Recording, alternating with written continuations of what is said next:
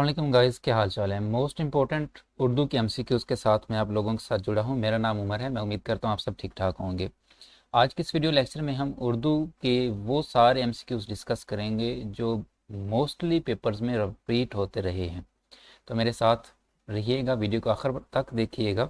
और अगर आपको वीडियो अच्छी लगे, आपको कंटेंट अच्छा लगे, तो काइंडली आप सपोर्ट कीजिएगा, वीडियो को लाइक कीजिएगा। और अगर सब्सक्राइब नहीं किया तो लाजमी कर लीजिएगा, क्योंकि इस चैनल पे मैं FIA के लिए ख़ास तौर पर एक सीरीज़ लेके आया हूँ, जिसमें FIA के मुकम्मल सिलेबस कवर करेंगे।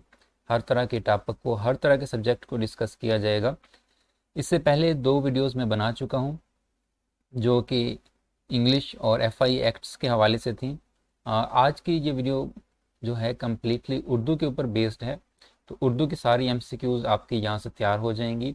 मैं उम्मीद करता हूँ आपको वीडियो अच्छी लगेगी। तो चलिए अपना आज का वीडियो जो लेक्चर है शुरू करते हैं। सबसे पहला क्वेश्चन है, यादों की बारात किसकी सवाने हयात है।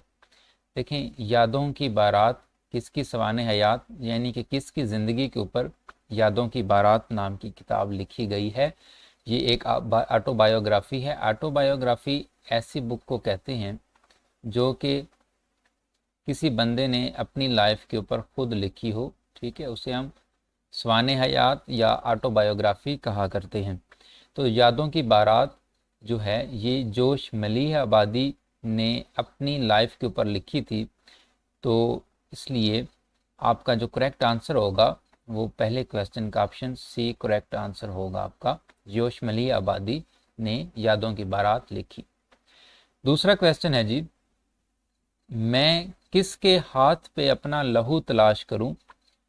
काफ़ी मशहूर फ़र्द है, आपने ये सुन रखा होगा। यहाँ पे याद रखिएगा, फ़र्द ऐसे शेर को कहते हैं जो कि अकेला हो, ठीक है, गज़ल का ना हो। अकेले शेर को हम क्या कहते हैं, फ़र्द कहते हैं। और हर शेर में आपने ये भी याद रखना है कि 2 सतरें होती हैं, ठीक है।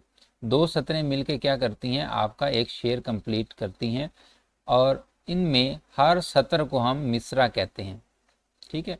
यानी एक शेर में 2 मिसरे होते हैं। ये एक मिसरा इसमें और एक ये मिसरा है। तो एक शेर में 2 मिसरे होते हैं। और अगर आपका कोई गज़ल नहीं, जस्ट 2 मिसरों का एक शेर है, तो उसे हम क्या कहते हैं, उसे हम फ़र्द कहा करते हैं। तो ये फ़र्द काफ़ी मशहूर है।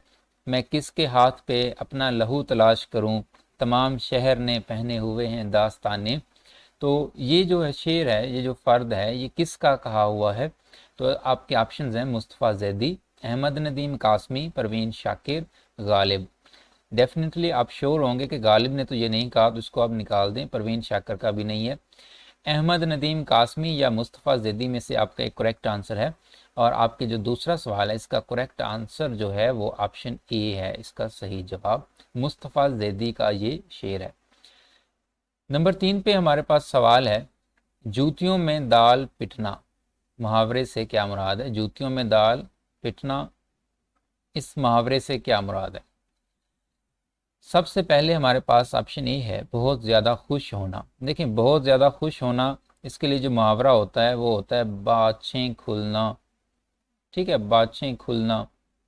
या आपने इसके लिए मुहावरे इस्तेमाल किए होंगे, फूले ना समाना, बाग बाग होना। तो बहुत ज़्यादा खुश होने के लिए तो ये वाले मुहावरे होते हैं। मारे मारे फिरना, मारे मारे फिरने के लिए जो मुहावरा बोला जाता है वो ये होता है कि आप जूतियाँ चटखाना बोलते हैं, ठीक है, जूतियाँ चटखाना, ठीक है। इसका मुराद होता है, इससे मुराद होती है मारे मारे फिरना। लेकिन जूतियाँ चटखाना हमारा मुहावरा नहीं है, हमारा मुहावरा है जूतियों में दाल पिटना। तो इसका जो ऑप्शन है वो ऑप्शन ए भी नहीं होगा, ऑप्शन बी भी नहीं है, ऑप्शन सी पे है, निहायत चालाकी करना। बहुत ज़्यादा अगर कोई चालाक बंदा है, हर किसी को चक्कर दे जाता है, तो उसके लिए जो मुहावरा बोला जाता है उसे हम कहते हैं आसमान में, आसमान में थुगली करना, ठीक है, आसमान में थुगली करना। तो आपका ऑप्शन सी भी यहाँ पे कैंसिल हो जाएगा, बाकी बचा ऑप्शन डी। तो ऑप्शन डी आपका यहाँ पे सही आंसर है। आपस में जब फूट पड़ जाए इत्तेफाक ना रहे तो आप ऐसे वक्त के लिए बोल सकते हैं कि जूतियों में दाल पिट रही है। नेक्स्ट स्लाइड पे चलते हैं। नंबर 4 पे हमारे पास क्वेश्चन है, तजाहिल आरफाना से क्या मुराद है। तजाहिल आरफाना से क्या मुराद है, लोग अक्सर बोलते तो हैं लेकिन उसके लिए कौन सा मुहावरा है ये हमें नहीं पता होता। तजाहिल आरफाना तब हम बोलते हैं कि जब कोई बंदा जानबूझ के अनजान बना बैठा हो, सब कुछ जानते हुए भी अनजान बन जाए, मासूम भोला भाला बन के बैठा हो, तो ऐसे बंदे से हम कहते हैं यार तजाहिल आरफाना से काम ना लो, मतलब कि जानबूझकर अनजान ना बनो। ऑप्शन बी हमारा सही आंसर होगा। इसके बाद नंबर 5 पे है, उर्दू का पहला नावल निगार कौन है। ये हमारा सवाल है कि उर्दू का पहला नावल निगार कौन है। प्रेमचंद, आपका ऑप्शन रॉन्ग है। गालिब तो नहीं, डेफिनेटली डिप्टी नज़ीर अहमद, ऑप्शन सी जो है आपका सही आंसर होगा। डिप्टी नज़ीर अहमद को उर्दू के पहले नावल निगार होने का एजाज़ हासिल है। नंबर 6 पे क्वेश्चन है हमारे पास, मरहूम की याद में, ठीक है, मरहूम की याद में के मुसन्निफ हैं। मरहूम की याद में किसने लिखा है, आपने ये बताना है। खदीजा मस्तूर, पतरस बुखारी, नज़ीर अहमद या बहादुर शाह जफ़र। तो इसमें आप देखें कि जो चीज़ आपको लगेगा ना कि ये तो इसका ऑप्शन नहीं हो सकता, तो उसको तो आप सबसे पहले एलिमिनेट कर दिया करें। तो बाकी हमारे पास 3 बच गए, इनमें से आपका एक आंसर करेक्ट होगा और आपका जो मरहूम की याद के मुसन्निफ हैं वो ऑप्शन बी आपका सही है। इसमें पतरस बुखारी ने लिखा है मरहूम की याद में। याद रखिएगा, पतरस बुखारी का जो पूरा नाम था वो था प्रोफेसर अहमद शाह बुखारी, ठीक है। प्रोफेसर अहमद शाह बुखारी आपका फुल नेम, कंप्लीट नेम था, और आपको हुकूमत पाकिस्तान ने हलाल इम्तियाज़ भी दिया था, ठीक है। लेकिन आपको आपके मरने के 45 साल बाद हलाल इम्तियाज़ दिया गया, ठीक है। तो पतरस बुखारी या अहमद शाह बुखारी ने लिखा था मरहूम की याद में, ठीक है। आपका सही आंसर इसका ऑप्शन बी होगा। नेक्स्ट स्लाइड पे चलते हैं। बाज़ार हुस्न किसका नावल है। देखें बहुत ही हैरान कुन इसमें इंकशाफात किए गए हैं। बाज़ार हुस्न किसका नावल है। प्रेमचंद, कृष्णचंद्र, एम असलम, मोहम्मद मेहदी। तो आपका जो बाज़ार हुस्न जो नावल है, ये नावल आपका प्रेमचंद जो जी हैं, प्रेमचंद ने लिखा, ठीक है। तो आपका ऑप्शन ए जो है ये सही हो जाएगा। यहाँ पे ये भी याद रखिएगा, प्रेमचंद जी ने इस नावल को उर्दू में लिखा था बाज़ार हुस्न के नाम से, लेकिन पब्लिश ये पहले हुआ हिंदी में, उर्दू में बाद में पब्लिश हुआ। हिंदी में ये पहले पब्लिश हुआ, और जब हिंदी में इसको पब्लिश किया गया तो हिंदी में इसका नाम सेवादसन रखा गया था। सेवादसन, सवासदन, सॉरी सवादसन नहीं, सवाद नहीं आना था, सवासदन, ठीक है, सिवासदन। हिंदी में ये सिवासदन के नाम से पब्लिश किया गया, उर्दू में इसको बाज़ार हुस्न का नाम दिया गया। आग का दरिया, ठीक है, सवाल नंबर 8 है हमारे पास, ये 7 था। आग का दरिया किसका मशहूर नावल है। आग का दरिया अक्सर ये पेपर में आता है। आग का दरिया किसका मशहूर नावल है जी। कुरातुलैन, खदीजा मस्तूर, प्रेमचंद या अस्मत चुगताई। तो 8वें सवाल का जो सही ऑप्शन है वो आपका ऑप्शन ए इसका सही ऑप्शन है। आग का दरिया कुरातुल ऐन ने लिखा था। जब आपने ये लिखा तो उस वक्त बहुत ज़्यादा तनकीद की गई आपके ऊपर भी, इस नावल पे भी, और आपने इसको 30 साल की जवानी में लिखा, लेकिन आपने इसको अपनी आखिरी उम्र में 72 साल की उम्र में जाके आपने इसको 72 साल उम्र में आपने इसको दोबारा पब्लिश किया। इंग्लिश वर्जन आप उसे कह सकते हैं कि इंग्लिश में इसको आपने खुद ही ट्रांसलेट किया कुरातुल ऐन ने, और इंग्लिश वर्जन जो था उसका नाम रखा गया द रिवर ऑफ फायर, ठीक है। द रिवर ऑफ फायर के नाम से 72 साल की उम्र में इसको आपने दोबारा भी इंग्लिश ट्रांसलेशन के साथ पब्लिश किया। आग का दरिया कुरातुल ऐन, ऑप्शन ए सही जवाब रहेगा। उर्दू ड्रामे का शेक्सपियर, इंग्लिश में शेक्सपियर को बहुत बड़ा मुकाम हासिल है ड्रामा निगारी में। उर्दू ड्रामे का शेक्सपियर किसे कहा जाता है? तो उर्दू ड्रामे का शेक्सपियर आपके जो हैं वो आगा हशर काश्मीरी उर्दू ड्रामे के शेक्सपियर कहलाते हैं। तो ऑप्शन डी आपका सही जवाब रहेगा। ठीक है, आगा हशर काश्मीरी उर्दू ड्रामे के शेक्सपियर कहलाते हैं। नेक्स्ट स्लाइड पे चलिए। नेक्स्ट स्लाइड पे हमारे पास जो क्वेश्चन है वो है कि लैला के खतूत, ठीक है, लैला के खतूत किसकी किताब है? लैला के खतूत जो लिखे गए, लैला के खतूत के नाम से जो किताब लिखी वो लिखने वाले काजी अब्दुल गफ्फार थे। आपका ऑप्शन डी सही कंसिडर होगा।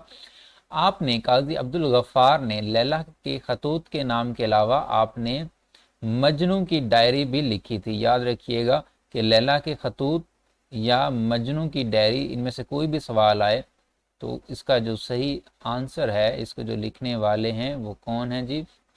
काजी अब्दुल गफ्फार। उर्दू नसर की पहली किताब का क्या नाम है? उर्दू नसर की पहली जो किताब थी उसका नाम किस्सा चहार दरवेश, सबरस, बाग व बहार या मजलिस। तो उर्दू नसर की जो पहली किताब थी उसका नाम था सबरस। ठीक है, ऑप्शन बी आपका सही है, सबरस। सबरस का मैनी नहीं होता है किस्सा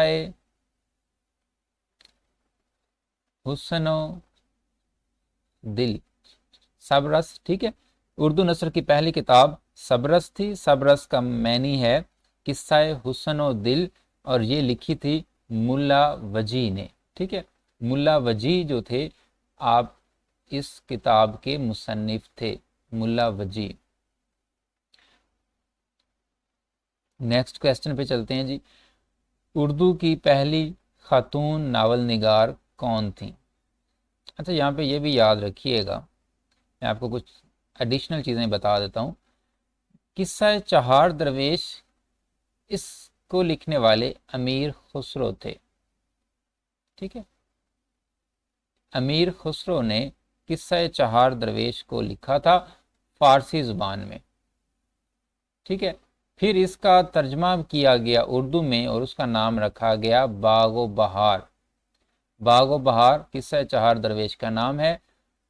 किस्सा चहार दरवेश फारसी में लिखी गई, इसका उर्दू तर्जमा बागो बहार के नाम से किया गया था, जो कि मीर अमन ने किया। यानी मीर अमन ने लिखा था बाग बहार को, जो कि किस्सा चहार दरवेश की ट्रांसलेशन थी। ठीक है, सबरस जो थी वो आपको पता है मुल्ला वजी ने लिखी थी, और मजलिस की जगह पे किताब का नाम है दा मजलिस। दा मजलिस को लिखा था, दा मजलिस को फजल अली फजली ने लिखा। ठीक है, दा मजलिस को लिखने वाले कौन थे जी? फजल अली फजली। ये पेंसिल थोड़ी ख़राब है, बार बार लाइनें ड्रा कर रही है। फजल अली फजली ने दा मजलिस को लिखा। दा मजलिस का एक और नाम करबल कथा के नाम से भी इसको जाना जाता है। दा मजलिस को करबल कथा भी कहा जाता है। इसके बाद है जी, उर्दू की पहली खतून नावल निगार कौन है? उर्दू की पहली खतून नावल निगार ना तो अल्ताफ़ फातिमा है, ना खदीजा मस्तूर हैं, इबाद की हैं, इफ़त आशिक भी नहीं है। रशीदा तो निसा बेगम जो हैं, ऑप्शन डी आपका सही होगा। रशीदा तो निसा बेगम उर्दू की पहली खतून नावल निगार हैं। आपने सबसे पहले अपना नावल लिखा जिसका नाम था इस्लाह उन्निसा। ठीक है, इस्लाह उन्निसा के नाम से आपने नावल लिखा। इस तरह से आपको एजाज़ हासिल हुआ पहली खतून नावल निगार होने का। नेक्स्ट स्लाइड पे चलिए। हमारे पास क्वेश्चन है, खुदाए सुखन किस शायर को कहते हैं? मीर दर्द मीर को नहीं कहते, अल्लामा इकबाल को तो शायर मशरक कहते हैं, गालिब को भी नहीं कहते। मीर तकी मीर को आप खुदाए सुखन कहा करते हैं। मीर तकी मीर आपका ऑप्शन यानी डी जो है ये सही होगा। ड्रामा अंधेरा उजाला किस अदीब का है? 1985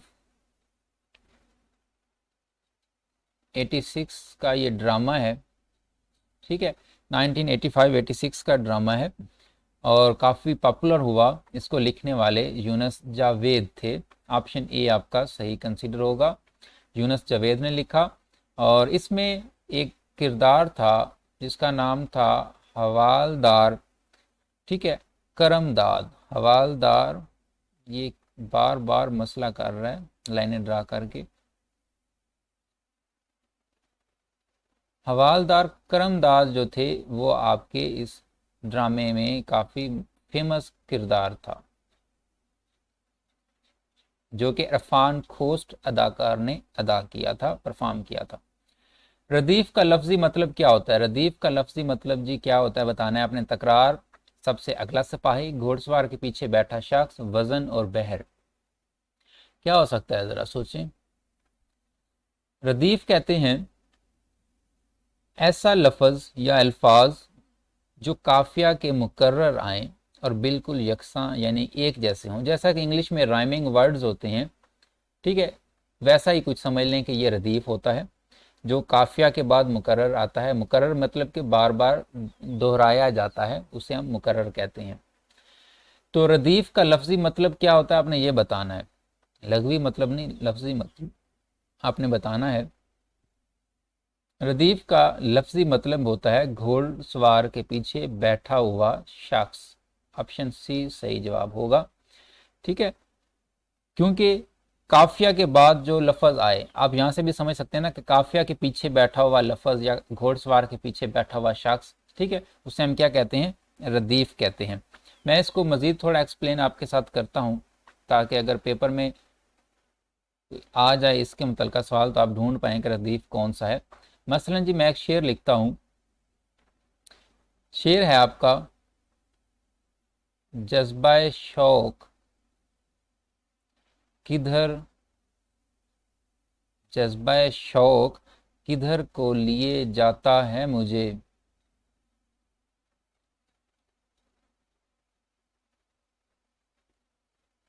जज्बा शौक किधर को लिए जाता है मुझे, पर्दाए राज से,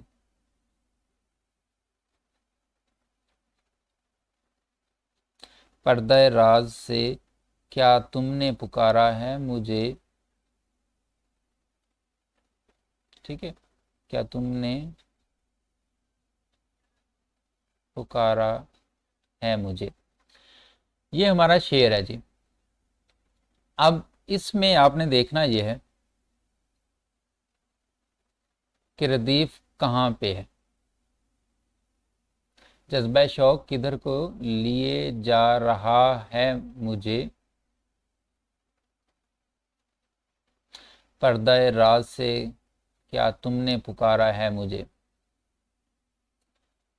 जज्बा शौक किधर को लिए जाता है मुझे, रहा नहीं, सॉरी, जज्बा शौक किधर को लिए जाता है मुझे, पर्दा राज से क्या तुमने पुकारा है मुझे।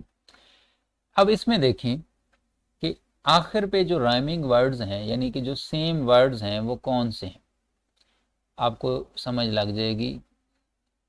एंड वाले जो राइमिंग वर्ड्स हैं वो हैं जी हमारे पास है मुझे और यहाँ पे भी है मुझे।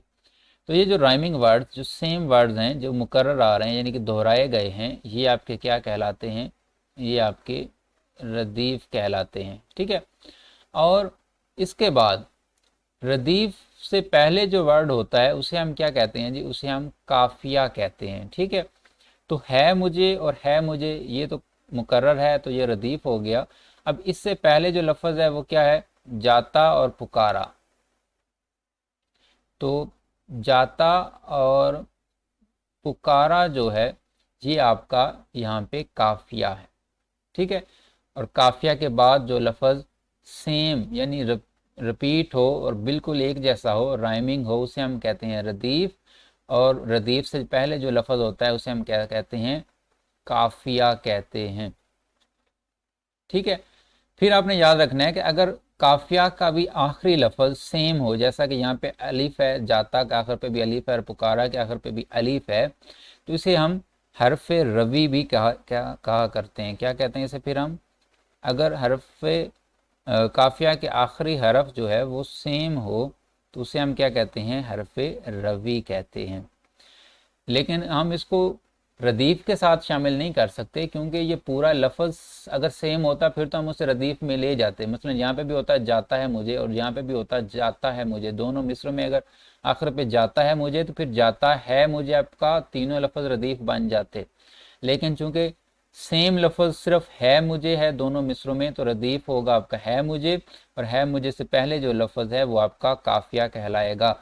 और काफिया का अगर आखिरी हरफ आपका एक जैसा है, सेम है, तो उसे आप क्या कहते हो, हरफे रवी कहते हो। उम्मीद है आपको समझ आ गई होगी। तो इसका सही जो जवाब है आपका वो क्या होता है जी, सी ऑप्शन इसका सही है। घोड़सवार के पीछे बैठे शख्स को हम क्या कहते हैं, रदीफ कहते हैं। आगे चलते हैं जी। मुसद्दस के हर बंद में कितने मिसरे होते हैं। मुसद्दस मुसद्दस के हर बंद में कितने मिसरे होते हैं, आपने सुन रखा होगा। सॉरी, नेक्स्ट स्लाइड पे चले गए थे।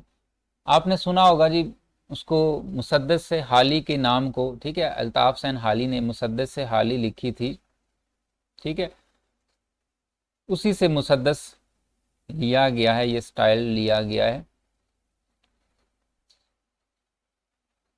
मुसद्दस से हाली। आपसे सवाल हमारा ये है कि मुसद्दस के हर बंद में कितने मिसरे होते हैं, तो इसका जो सही जवाब है वो 6 है, ठीक है, ऑप्शन सी आपका सही जवाब है। मुसद्दस के हर बंद में 6 मिसरे होते हैं, ये चीज़ याद रखिएगा। इसमें इन 6 मिसरों में पहले 4 जो मिसरे होते हैं वो हम काफिया व रदीफ होते हैं, यानी पहले 4 मिसरे जो होते हैं उनका काफिया और रदीफ मिलता है, और जो आखिरी 2 मिसरे होते हैं उनका काफिया और रदीफ एक दूसरे के साथ नहीं मिलता, याद रखिएगा। मुसद्दस हाली को मद्दो जज़र इस्लाम के नाम से भी जाना जाता है, ये चीज़ भी आपने याद रखनी है। और इसको लिखा किसने था, इसको मौलाना अल्ताफ हुसैन हाली ने लिखा था।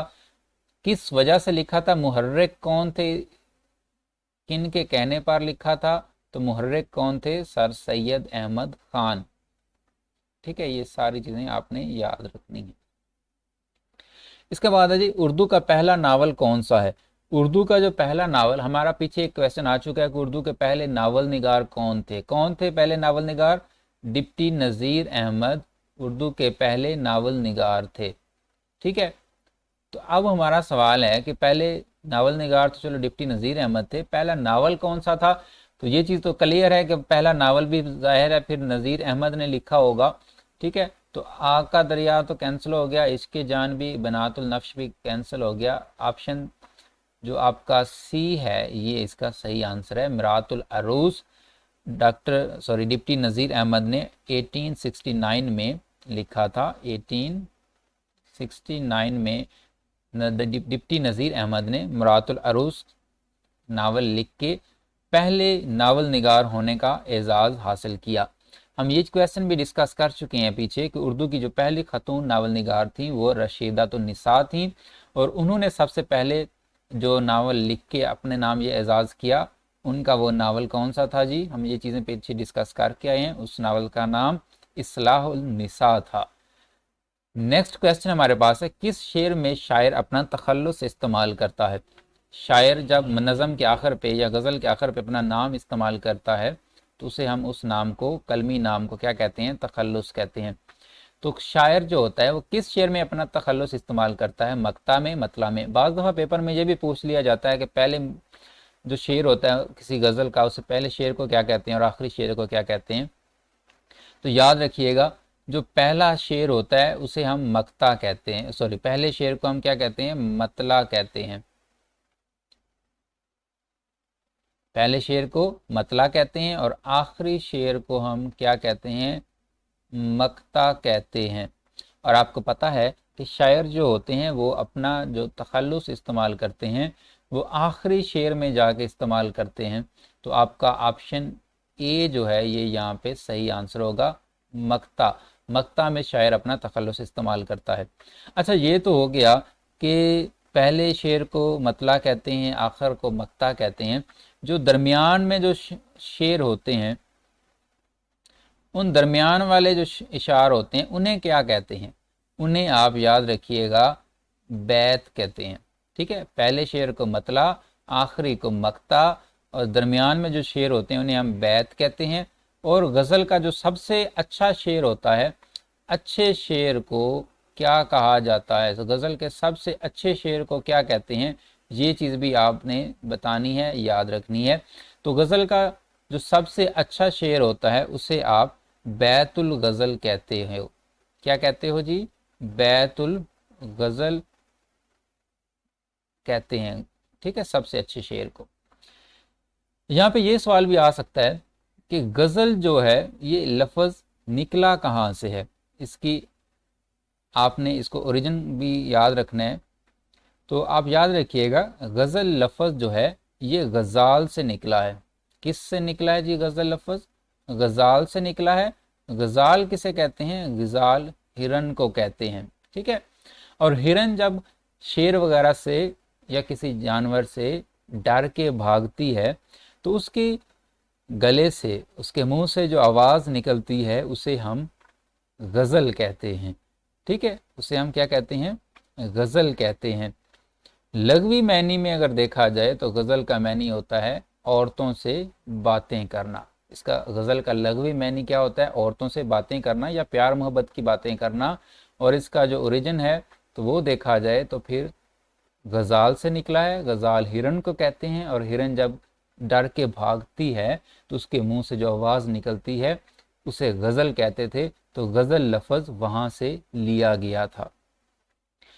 नेक्स्ट चलते हैं जी। नेक्स्ट स्लाइड है हमारे पास। इकबाल की मशहूर नज़में शिकवा और जवाब शिकवा उनके किस मजमुआ में शामिल हैं? ठीक है, इकबाल की मशहूर नज़में शिकवा और जवाब शिकवा जो थी वो बांगे दरा में शामिल थी। आपका जो मजमुआ बांगे दरा था इसमें शामिल थी। याद रखिएगा, इकबाल ने बांगे दरा का मजमुआ जो लिखा है इसमें आपने 20 साल अपनी ज़िंदगी के सर्फ किए थे। 20 साल के बाद आपने इसको मुकम्मल किया। 20 साल में बांगे दरा मुकम्मल की गई।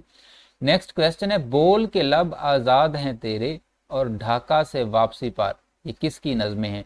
आपने अक्सर ये लफ्ज़ सुन रखे होंगे, ये बोल कि बोल के लब आज़ाद हैं तेरे। तो ये नज़में किसकी हैं दोनों? ढाका से वापसी पार और बोल के लब आज़ाद हैं तेरे। इन नज़मों को लिखने वाले कौन हैं? शायर का नाम बताना है आपने। तो इसका जो सही जवाब है वो ऑप्शन ए है, ठीक है। ऑप्शन ए आपका सही जवाब है इसका। फैज़ अहमद फैज़ ने इस नज़म को लिखा। ग्रामर की रूह से इनमें से कौन सा लफ्ज़ सही है? हर बंदा चौधरी लिखवा के फिरता है साथ आजकल, लेकिन सवाल है कि चौधरी सही कौन सा है? ग्रामर की रूह से आपने बताना है सही लफ्ज़ कौन सा है, ए, बी, सी या डी। आजकल जहाँ तक मुझे पता है आप इन दो में से ही किसी एक को टिक करोगे, लेकिन याद रखिएगा ये दोनों ही गलत हैं। चौधरी जो सही ग्रामर की रूह से, इमला की रूह से होता है वो ऑप्शन ए सही है। असल लफ्ज़ ये होता है चौधरी, ठीक है। नेक्स्ट स्लाइड पे चलते हैं जी। अल्लामा इकबाल की पहली नज़म कौन सी है? अल्लामा इकबाल की पहली नज़म का नाम हमाला था, ठीक है। हुमाला ऑप्शन बी आपका सही आंसर रहेगा। इसके बाद है जी, तलमी से क्या मुराद है? तलमी कहते हैं वज़न की गलती को? जी नहीं, वज़न की गलती को तलमी नहीं कहते। कहानी को भी तलमी नहीं कहते। तलमी कहते हैं तारीखी इशारा को, यानी जब आप माजी में किसी बात को कोट करते हैं, किसी गुजरे हुए वाक़ये को किसी जगह पे आप याद करते हैं या उसकी तरफ आप हवाला देते हैं, इशारा देते हैं, तो उसको हम कहते हैं तलमी, ठीक है। तारीखी इशारा देना तलमी कहलाता है। काफिया मतला के अलावा आम तौर पर किस मिसरे में आता है? काफिया आपको मैंने समझाया था, काफिया क्या होता है, ठीक है। रदीफ से पहले आने वाला जो लफ्ज़ होता है उसे हम काफिया कहते हैं। काफिया और आमतौर पर हर नज़म का, गज़ल का पहला जो मिसरा होता है उसमें, पहला जो शेर होता है उसमें ये काफिया और रदीफ जो होते हैं ये एक जैसे होते हैं। हमारा सवाल ये है, काफिया मतला के अलावा किस मिसरे में आता है? तो मतला के अलावा आमतौर पर काफिया जो होता है वो कौन से मिसरे में आता है? तो दूसरे मिसरे में आप आमतौर पर मतला के अलावा काफिया इस्तेमाल कर लेते हैं। तो ऑप्शन बी आपका सही होगा, मिस्र सानी आपका जवाब करेक्ट होगा। नेक्स्ट स्लाइड पे चलिए। आतिश नमरूद ग्रामर की रूह से क्या कहा जाएगा? अभी मैं आपसे एक चीज़ समझा रहा था कि तलमी किसे कहते हैं, ठीक है। तलमी किसे कहते हैं? माजी की किसी गुजरी हुई इवेंट की तरफ इशारा जब आप करते हो तो आप उसे क्या कहते हो? तलमी कहते हो। तो आतिश नमरूद आपको पता है कि माजी का एक इवेंट था, उसकी जानब इशारा किया गया है। हज़रत इब्राहीम वाला वाक़या आपको याद होगा। तो आतिश नमरूद माजी का एक माजी की तरफ इशारा दिया गया है, ठीक है, तारीखी इशारा है, इसलिए इसका जो सही जवाब होगा वो ऑप्शन ए होगा, तलमी। लफ्ज़ शादी का मुतजाद है। शादी का उलट क्या होता है जी? शादी का उलट दुख, नडर, कदीम, नहीं। सी जो है, शादी का मुतजाद गम होता है। लफ्ज़ यास का मुतजाद क्या है? सबसे पहले तो आप याद रखें कि यास का मैनी क्या होता है। जब आपको मैनी आता होगा तो आप उसका मुतजाद भी ढूंढ लेंगे। यास का मैनी होता है ना उम्मीद होना, ना उम्मीद होना। तो इसका उलट जो है वो आस होता है, क्योंकि आस का मैनी होता है आपका उम्मीद होना, ठीक है। आस का मैनी क्या होता है? उम्मीद होना। तो इसका ऑप्शन बी जो है वो सही आंसर होगा। नेक्स्ट स्लाइड देखते हैं जी। नेक्स्ट स्लाइड मुहावरे का है। बखिए उधेड़ना। बखिए उधेड़ना, इस मुहावरे से क्या मुराद होता है? सबसे पहले ऑप्शन है जी हमारे पास नुकसान पहुंचाना। नुकसान पहुंचाने के लिए कौन सा मुहावरा इस्तेमाल करते हैं? बहुत आम है, बहुत कॉमन है, आप लोग अक्सर यूज़ करते हैं। नुकसान पहुंचाने के लिए जो मुहावरा इस्तेमाल किया जाता है वो होता है जी बाल बीका करना, ठीक है, बाल बीका करना। तो ये तो नहीं होगा। इसके बाद है गलत अफवाह उड़ाना। गलत अफवाह उड़ाने के लिए जो मुहावरा होता है उसे हम कहते हैं जी बेपरकी, बेपरकी उड़ाना, ठीक है, बेपरकी उड़ाना। बेइज्जती करना। बेइज्जती करना आपको पता है, पगड़ी उछालने को हम क्या कहते हैं? बेइज्जती करना। पगड़ी उछाली है उसने जी, उसने बेइज्जती कर दी है, उसने पगड़ी उछाल दी है। तो पगड़ी उछालने को बेइज्जती करना कहते हैं। तो ये भी कैंसिल, ऑप्शन बी भी कैंसिल, ऑप्शन डी जो है वो सही है। बखिए उधेड़ना से मुराद होता है राज को फाश कर देना, ठीक है, राज को जाहिर कर देना। नेक्स्ट क्वेश्चन है अलले तलल्ले करना से मुराद है। अलले तलल्ले करना ये भी मुहावरा है, इससे क्या मुराद है? ऑप्शन ए है जी फजूल खर्चियां करना, ऑप्शन बी बुरी बात सिखाना, ऑप्शन सी लानत भेजना, ऑप्शन डी एतराज़ करना। तो ऑप्शन ए जो है वो इसका सही करेक्ट आंसर है। अलल्ले तलल्ले करना से मुराद होता है फजूल खर्चियां करना, ठीक है। बुरी बात सिखाना, बुरी बात सिखाना कहते हैं उल्टी पट्टी पढ़ाना। उल्टी पट्टी पढ़ाने से क्या मुराद होता है जी? बुरी बात सिखाना या उल्टी पट्टी पढ़ाना। लानत भेजना, वो थ्री मैजिकल वर्ड्स जो बोले जाते हैं वो वाले नहीं, नहीं नहीं वो वाले नहीं, वो वाले नहीं भाई, दूसरे वाले, यानी तीन